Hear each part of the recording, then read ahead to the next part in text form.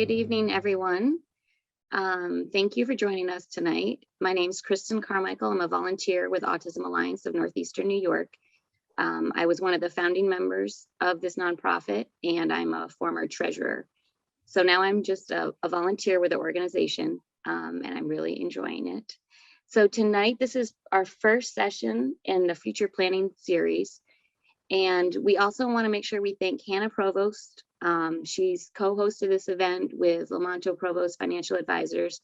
She also lined up the presenters, and she came up with the idea for the series. We reached out to her about guardianship, and she took it a step further and was like, let's do this entire series. So we really appreciate that, Hannah. This is going to be a presentation tonight by Dr. Nancy Dawson, and then we're going to have a Q&A at the end. So the whole thing should be about an hour. I'd also like to introduce Lisa Briscoe. She is the current president of Autism Alliance of Northeastern New York. I also want to let you know that this event is being recorded, so you will have access to that. I think we're going to put it up on our website, maybe in the next few weeks, hopefully sooner. And I think, is there anything else we need to add, Lisa? No, I think you did great. I just want to add that, Kristen, you're more than just a volunteer. You're a very important, wonderful volunteer for us. Thank you. Thank you. And now, Dr. Nancy Dawson. Dr. Nancy Holmes Dawson has more than 40 years of professional work in education and mental health. She currently maintains a private mental health practice in her home in Elizabethtown, New York, where she specializes in consultation, neurocognitive assessment, and care planning. The life experiences and academic training of Dr. Dawson have provided the educational foundation for her research and book, Epidemics, Fear and the Dementia Connection. I'd like to introduce you to Dr. Nancy Dawson. Hello, everyone, and thank you, Lomanto Provost Financial Advisors and the Autism Alliance of Northeastern New York for the opportunity to speak with you this evening. The name of my presentation for tonight is Mindset.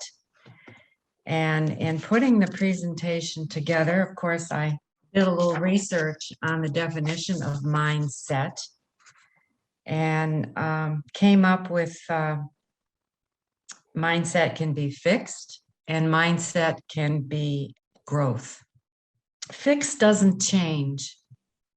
That mindset, we can stay stuck. Whereas growth mindset, we can believe that intelligence and abilities in ourselves and our loved ones can be developed through our effort. And you will hear me throughout the presentation this evening use the word effort on more than one occasion. It takes effort to move forward, to demonstrate growth. And I congratulate you, commend you all for taking the time to participate in this evening's presentation, as well as the upcoming planning series. But one definition that I came up with in thinking about autism, and it happens to be an interview by two people that are well known in the field and of autism. And it's a course that I recently signed up to take, and I printed out the content of the course today and I began to read it, and I thought this is relevant to our discussion this evening. So I'm just going to take a few minutes and begin reading, not all of it certainly, but some of it. And one of the scholars said, most of us think of autism as a disability. And I have to say, the first time I heard the expression differently abled, it struck me as more of a euphemism than anything else. However, as time has gone on, I've really come to understand the underlying truth of that idea of people who function differently than us so-called normals are in fact differently abled, that they have a brain that functions somewhat differently than ours does. And in fact, we can learn quite a bit from them. Instead of using the term normal brain, we should probably use the term neurotypical, and people who have a different sort of brain and a different sort of experience, we can refer as neuroatypical. They have different styles of thinking. So what is the difference between forming a plan and predicting the future? Well, again, I'm going to emphasize the word effort. Trust your efforts will result in a positive outcome for you and your loved one. Trusting your efforts, such as forming a plan, results in a positive outcome for you and your loved one. The future is unknown, but we can plan. And again, thank you for inviting me and participating in this session this evening. I'm emphasizing the effort that you're putting forth in the mindset, which is a growth mindset. Why is it painful to think about a future in which your loved one cannot be self-sufficient, or you may not be the primary provider? Well, fear is a primitive and powerful emotion. The definition of fear, as stated by Javenbach, 2017, fear is a powerful and primitive, you can go, well, you can stay on that slide, I guess. Fear is a powerful and primitive emotion. It alerts us to the presence of danger. And it was critical in keeping our ancestors alive. Fear can be divided into two responses, namely biochemical and emotional. The biochemical response is universal, while the emotional response is highly individual. The biochemical response may increase heart rate and create levels of adrenaline that make one hypervigilant. The emotional response may involve a positive or negative reaction. Fearfulness is an appropriate reaction to worry.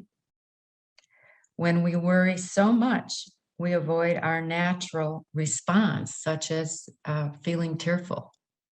How can we move on from that feeling, that feeling of fear? Well, we need to pay attention.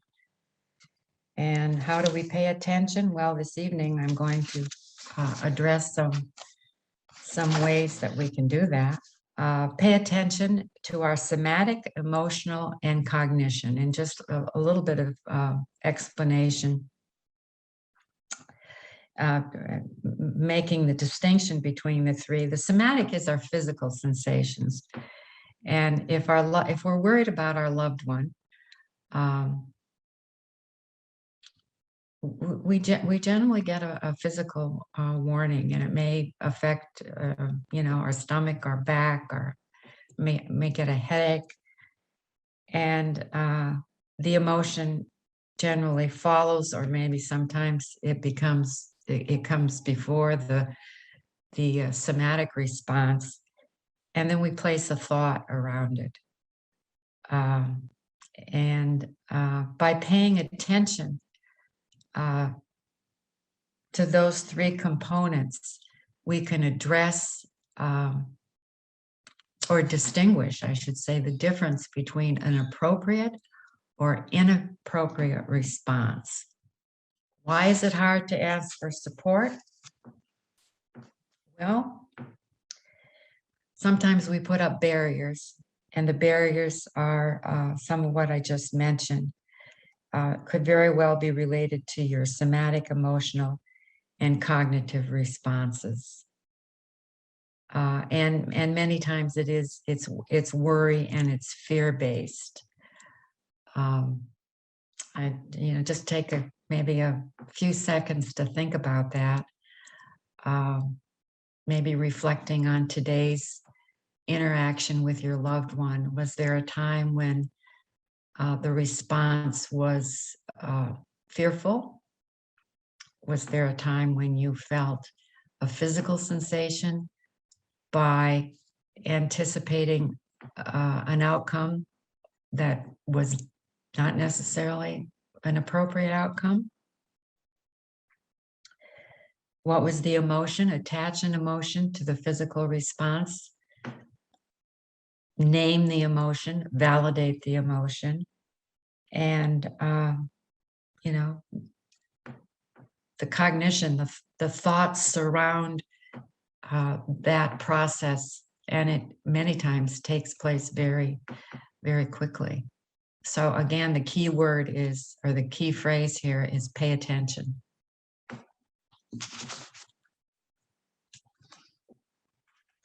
Emotion and cognition. Well, you can see by the slide that the picture up on the screen is that of a brain, and some of the research that's come out, it's certainly within my time as a therapist, it's exciting. Some of the neuroscience and studies that have come out actually examining parts of the brain under the under a microscope, not a microscope, but a slide, a functional MRI slide. Emotion and cognition, discovery, description, and meaning, rather than focusing on prediction, control, and measurement. How can this be accomplished? Well, the key word here, I think, is control. And that goes back to how we started the presentation, and that is the future is an unknown, some of what we can control, some of what we can't. By planning and an appropriate mindset,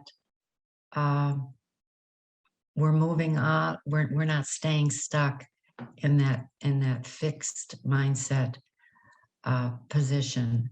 How can this be accomplished? Mindfulness has been around for, well, hundreds of years, and just a brief explanation of mindfulness. Mindfulness is something that's been around for thousands of years. It's been in the East, it's been in the West, it's in contemporary practices in religion and in contemplative traditions. So in Buddhism, for example, Hinduism, Islamic faith, Judaism, and Christianity, tradition, in all sorts of traditions, there's an effort to encourage members of that culture to focus on the present moment, to not be swept up by judgment and expectations, and to then use this ability to focus on your mind. Your attention on the present moment, sensory experiences. So your ability to focus your attention so that you are not suffering or worrying. Moving on from mindfulness, another intervention that's commonly practiced, and I'm going to refer to some of the research that I have included in my book, and I'm going to read just excerpts from some of that research today, and it will be relevant to your responses to your loved one. So mantra, for example, and from Chan 2014, addresses the integrative care of the nursing profession by examining their roles as providers of spiritual care for their patients at their bedside. She encourages the use of simple mantra meditation. Chan references popular mantra meditation programs such as transcendental meditation and the relaxation response. Both programs use non-spiritual mantras. However, with patients with HIV infection, the use of spiritual mantras, as researched by Borman and colleagues, increased their ability to use positive coping skills and was predicted by reducing anger to life events. Whether spiritual or secular, the author states that the role of the mantra is to hold a single thought that provides a sense of comfort. Again, having a mantra that you have identified, could be a phrase, could be something from a favorite poem, movie, book, a prayer, can help reduce some of the stress that you may feel, affected by worrying about a loved one. The other intervention that I have a little bit of research to read on it is believing. And this particular author, Han et al. 2017, found believing versus thinking was associated with stronger activation in the left anterior insula inferior frontal cortex. Again, that's relatively new in the research, using functional MRI studies of the brain. The authors state that the challenge for future research is to differentiate between thinking and believing, and to better understand the significance of the brain activities in the believing process. Hope is a stable strength, future-directed network constructed from the biological, psychological, and social resources. Authors examine in reading some of the research regarding hope, examine the positive contributions of hope to restoring health. And again, I guess the mindset is looking at the mindset of those that are caregivers, for example, of your loved one, and taking good care of yourself, because the outcome and the effort will be positive for you and your family. Hope is a stable strength, and again is defined as future-directed network constructed from biological, psychological, or social resources. The findings in this study suggest that a better understanding of the hope physical health relationship be accomplished by considering the motive systems. Lastly, and perhaps most challenging, is to trust that your efforts will result in a positive outcome for you and your loved one. By practicing some of the interventions and other interventions, but some that I mentioned this evening, it's a way of moving forward with a growth mindset. It's momentum. It's moving forward. It's not predicting the future, but having trust that the efforts that you're putting into, number one, taking care of yourself, which has a very positive outcome with your loved ones, is most significant. Lastly, I'm going to talk just briefly about my book, which will be released Amazon and some of your other outlets November 1st. The research that I read to you this evening is related to people caring for loved ones with mental health diagnoses, not specifically to those that are on the autism spectrum, but the book deals with people affected by the epidemic, such as the opiate and, or most recently, the coronavirus epidemic. But it is relevant, I thought, to this discussion in that it goes into detail about some of the interventions that can help people deal parents cope more effectively with their loved one. So, thank you very much again for inviting me. And if you have any comments or questions, I'll do my best to answer them. Thank you, Dr. Dawson. So we do have a question in the Q&A section, and it says, "Hi, Nancy, can you talk a little bit more about how to cultivate a mindfulness practice?" How to cultivate a mindfulness practice. Well, let me go back to my notes again. Began practicing some of the interventions slowly throughout the day,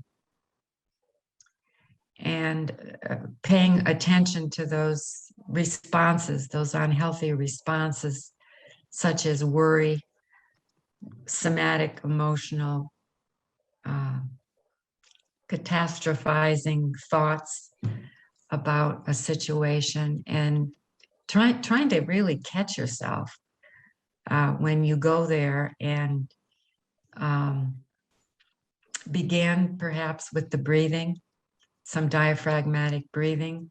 I didn't address that specifically, but that's certainly part of the mindfulness training, again, that has dated back hundreds of years. The mantra, I can do this, I can do this, I can do this, slow down, slow down, slow down. The sensory responses would mean your perception of what you may be seeing at a particular time.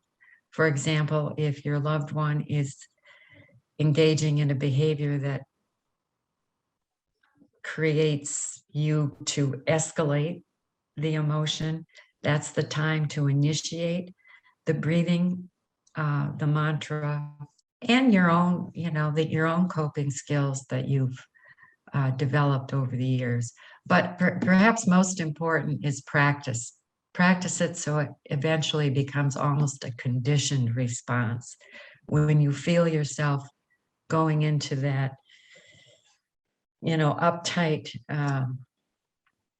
feeling, that the conditioned response will automatically happen, but it doesn't happen without practicing. And the practice is the effort that you're putting in to moving forward, not staying fixated.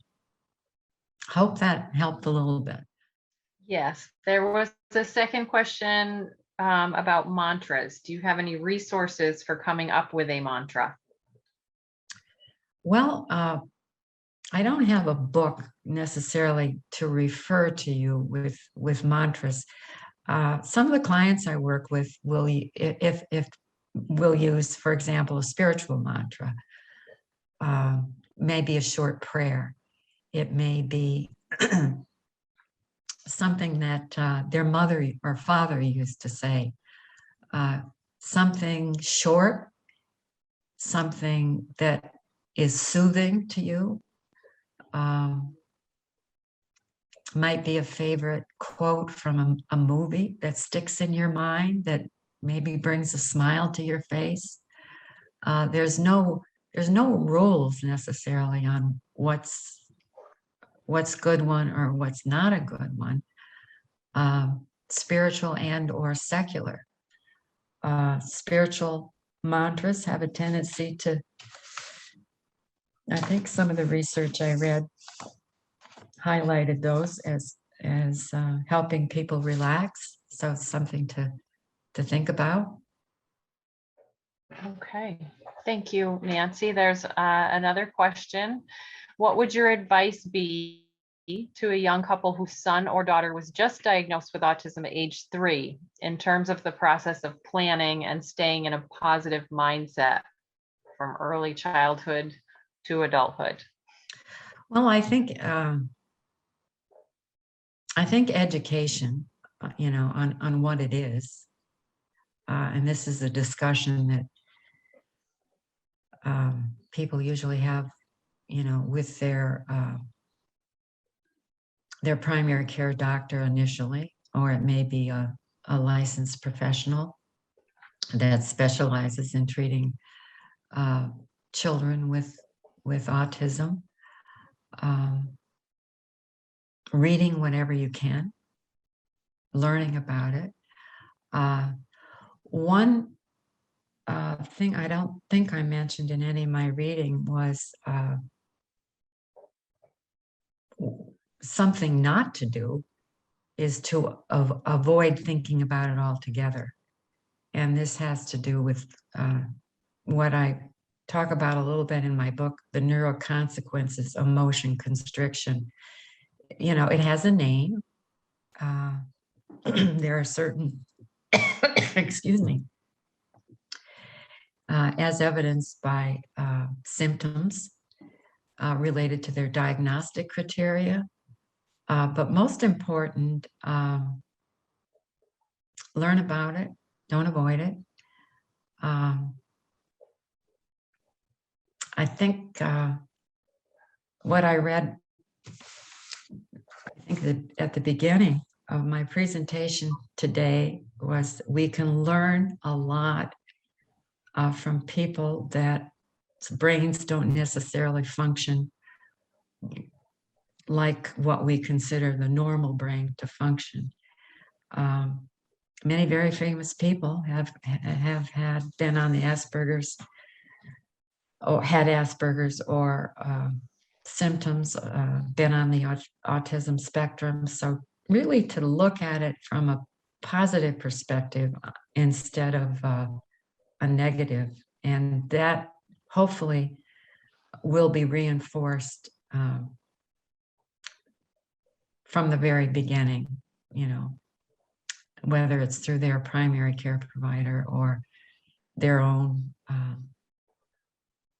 clinician resources available to them, and trusting that the effort that they're putting into learning about it, marveling at their child, recognizing perhaps some of the differences that have been pointed out by symptoms as being positive, as viewing it from a positive perspective.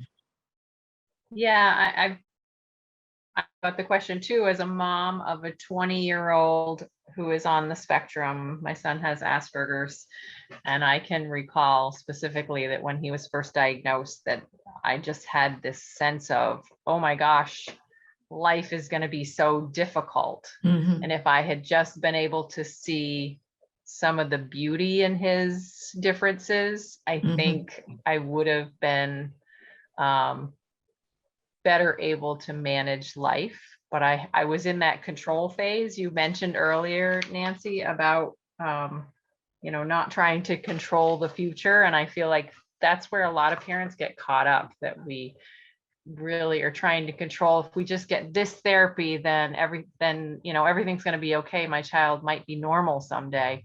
Well, why is normal even something for us to aim for? I think you just have to have this open-mindedness that regardless of the outcome, it's going to be okay. Yes. We don't have control over the future, no matter how much we want to, no matter how much we try to. We can't control another human being, and we can't control what happens to them. But if we just keep this open mind of, it's going to be different, but it's going to be okay, I think that is, it would lead to a much more peaceful way of raising your child on the spectrum than how I did. Absolutely. Well, again, it's growth, and as we gain knowledge through some of the science and the availability of supports, such as what you have planned for you in upcoming sessions, we get better.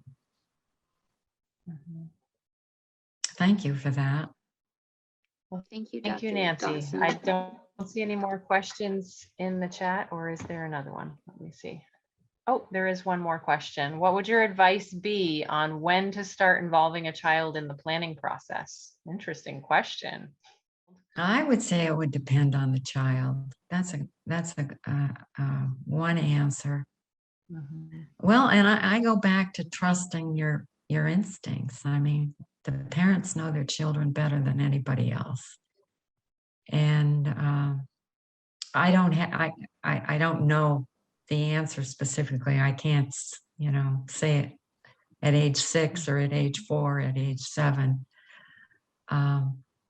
But as parents, uh, moving in a growth uh, mindset, that answer will, and trusting that you're putting the effort into moving forward in a growth mindset, the answer will be provided to you. You'll know it. You'll know the answer. Yeah, good. Again, from my experience of raising my son, who's now 20, I mean, he's a very highly intelligent kid. He's very verbal. We've always tried to keep him involved in the planning process with life plan meetings. But it really kind of just stresses him out if the more information he has available to him at times was too stressful. So for us, I think it just helped for him to know that we were working on a plan to help him with his future, but he didn't necessarily want to be involved in, like, if there was 5 decisions to make, he maybe only wanted to make 1 out of those 5. And it really depends on what his stress level is. Kids get very overwhelmed very easily. So sometimes too much information can make them feel overwhelmed because of the anxiety of an unknown future, but also it can sometimes make, in my son's case, make him feel like, oh, I am so different that we have to be having these conversations in a way that we don't have it with my sister. What's wrong with me? And so if the outcome of involving your child in a conversation like that is going to be a negative outlook on that child's life, then I don't know that it's worth the conversation. But just open and honest. I've known people who haven't told their children until they were like 7, hey, guess what? You're on the autism spectrum. And when that 17-year-old found out, they were furious that the secret had been kept. So I think openness, honesty, as much as the child can handle would be my thoughts on the subject. Good thought. Absolutely. And again, the parent, you can see and hear when they're feeling overwhelmed, and that might be a time, obviously, to pull back a little bit. And going back to that original interview that I read between these 2 folks, that we can learn from our loved ones, and differently abled. I like that term. Yes. Differently abled, and really focusing on the strengths, and intelligence, artistic, that may be symptoms of being on the spectrum, but the symptoms can be viewed in a very positive way, I think. Yes, absolutely. And Hannah Provost wrote in our Q&A section that next week, Sarah, will be talking about person-centered planning, which is really talking about involving the children all along the way at different levels as they grow and as they are able to participate. So I think that next week's speaker will get into that a lot more. Yeah. Well, thank you for joining us tonight. Again, this was just the first part in a 4-part series. Tonight was mindset, how to get ready to plan, of this future planning series. This is going to be every Wednesday. There's 3 more Wednesdays coming up at 6 p.m. Next week will be Sarah Stone, as Hannah mentioned, elements of a life plan, housing, recreation, employment, and more. October 27th will be presented by Hannah Provost. Financial planning, government benefits, tax, retirement, able, special needs trust, and more. And then our final one will be on November 3rd by Tara Ann Pleat. It's on guardianship and its alternatives. So we hope you can join us. We are recording all of these, so if you Thank miss you. it, you'll be able to access it, and please let others know about it. And I think if there's no more questions, we'll probably end it here. Thanks, Thank you very Lisa. much, Dr. Thanks, Dr. Dawson. Dawson. Thank you. It's a pleasure. Take care. And thank you all for joining us. Good Bye. night.